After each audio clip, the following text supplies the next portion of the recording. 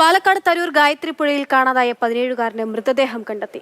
ചിറ്റൂർ സ്വദേശി ഷിബിലിന്റെ മൃതദേഹമാണ് കണ്ടെത്തിയത്. തുടർച്ചയായ അപകടങ്ങളുണ്ടായതോടെ ചിറ്റൂർ പുഴയിൽ നാട്ടുകാർ വേലികെട്ടി. കോഴിക്കോടും കണ്ണൂരും തൃശൂരും കാറ്റ് കനത്ത നാശം വിതച്ചു. ഇന്നലെയാണ് ചിറ്റൂർ സ്വദേശിയായ ഷിബിലിനെ ഗായത്രി പുഴയിൽ കാണാതായത്. അമ്മയുടെ വീട്ടിൽ വന്നതായിരുന്നു ഷിബിൽ.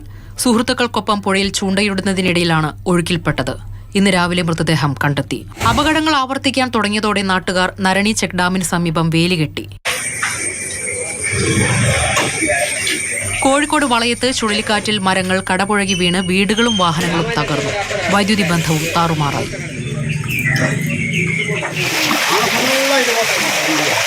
തൃശൂർ പുതുക്കാട് ചെങ്ങാലൂർ കുണ്ടുകടവ് ആറ്റപ്പള്ളി പ്രദേശങ്ങളിലുണ്ടായ മിന്നൽ ചുഴലിയിൽ വ്യാപക നാശനഷ്ടമുണ്ടായി. 4 വീടുകളും ഒരു കാറും മരം വീണ് തകർന്നു. വൈദ്യുതി തൂണുകൾ നിലംപൊത്തി. കണ്ണൂർ പിണറായി വെട്ടുണ്ടായിയിൽ ശക്തമായ കാറ്റിൽ നിരവധി വീടുകൾ മരം വീണ് തകർന്നു. വൈദ്യുതി തൂണുകൾ ഒടിഞ്ഞു വീണു. കൈതേരി പുതിയടത്ത് ക്ഷേത്രത്തിനും കേടുപാടുകൾ സംഭവിച്ചു. News desk, Mathrubhumi news.